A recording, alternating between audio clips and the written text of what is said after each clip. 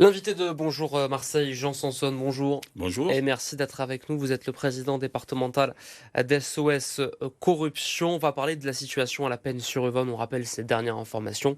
La démission de 11 élus de la majorité du conseil municipal en marge de l'affaire Nicolas Bazzucchi, lequel est mis en examen pour viol et pour violence. Des élus qui, dans un premier temps, avaient demandé au maire de partir. C'est finalement eux qui partent. Au-delà de cette affaire de viol et de violence, il y a des soucis que vous dénoncez, en tout cas sur lesquels vous avez été interpellé dans cette mairie de La Peine. Oui, on a été interpellé en fin d'année dernière, à peu près au mois de novembre, par des requérants de la ville de La Peine, Ouais. sur des problèmes financiers. D'abord, un gros, a priori, il y a un écart que la CRC, sur notre signalement, est en train de, très certainement, de chiffrer. Donc la Tout en Chambre préparant régionale des comptes. la Ouais. Chambre régionale des comptes, oui, chez qui nous avions déposé un signalement très rapidement. Ouais. Et on avait des problèmes sur beaucoup de questionnements sur les marchés publics, Hmm. surtout sur ceux des écoles, sur la végétalisation des écoles. Et ce sont tout un tas de documents qui tournent autour de ces sujets qui ont été déposés chez le procureur de la République il y a une quinzaine de jours. Hmm. Au regard de ces éléments que vous avez à disposition, cette démission, elle vous surprend pas? Vous ne l'associez pas qu'à cette situation récente, ces faits graves de viol et de violence qui sont reprochés au maire en place? Ben, C'est pas quelque chose qui vous surprend, cette démission? non, ça ne nous surprend pas, puisque de toute manière, il semble qu'il y avait une ambiance délétère Hmm. dès le départ. Hmm. Dès le départ, on a pu entendre qu'il y avait des rivalités au sein du conseil municipal au niveau de la gestion. C'était pas forcément une lutte de pouvoir en prévision des élections de l'année prochaine, comme ça peut se passer ailleurs.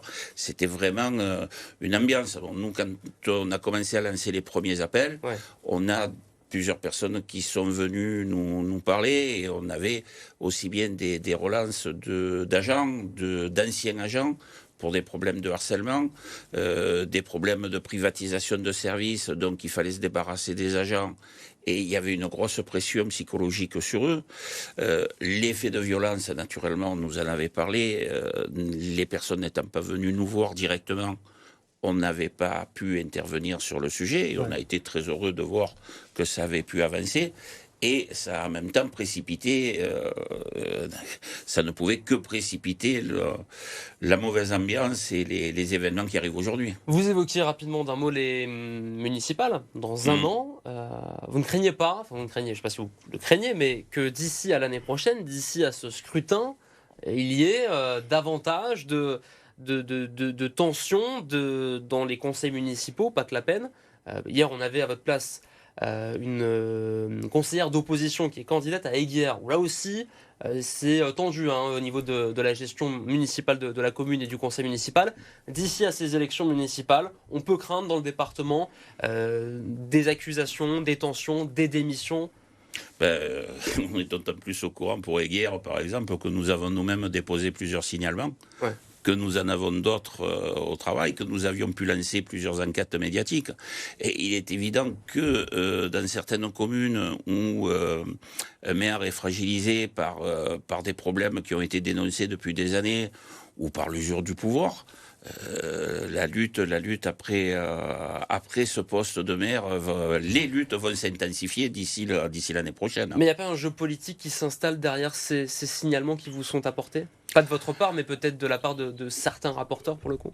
Bien sûr. C'est ce que vous surveillez en tout cas? Bien sûr, on y est très attentif, et il est évident qu'au plus nous recevrons de dossiers dans les prochains mois, au plus il y a de chances pour qu'ils soient instrumentalisés, que nous soyons instrumentalisés. Mais nous, le problème est très simple.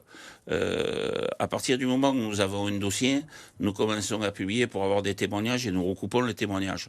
Et à partir du moment où il y a des infractions pénales, nous commençons à travailler le dossier. Ouais. Nous commençons à travailler un dossier à partir du moment où il y a des victimes. En général, nous prenons toujours le parti des victimes quand elles viennent nous voir pour les aider. Ce qui fait que pour nous, la situation politique est secondaire. S'il n'y a pas d'infraction, on n'y va pas. On ne va pas faire courir on n'est pas à l'abri de faire une erreur, mais nous demandons toujours des éléments qui nous permettent de qualifier les faits. Sur les derniers mois, les dernières années, est-ce que vous observez une recrudescence du nombre de signalements, mais aussi du nombre de faits caractérisés en matière notamment de corruption, pour reprendre le nom de votre mouvement, de votre association SOS Corruption 13. Est-ce qu'il y a de plus en plus de faits? Est-ce que notre département est mauvais élève en la matière? Eh bien, à la grande surprise de beaucoup, j'ai presque la fierté de dire que malheureusement ou heureusement, le 13 ne fait plus partie des 3 premiers du classement des départements les plus corrompus de France.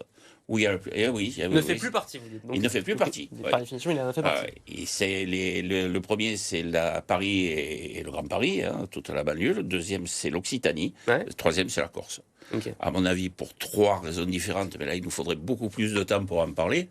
Mais donc, non, il y a cette impression, parce que toujours dans les Bouches-du-Rhône, ça fait du bruit, les gens parlent, on est plus éloquent, plus, on étale tout, il y a ce côté méditerranéen qui fait, il y a les légendes aussi, hein, on joue le jeu aussi.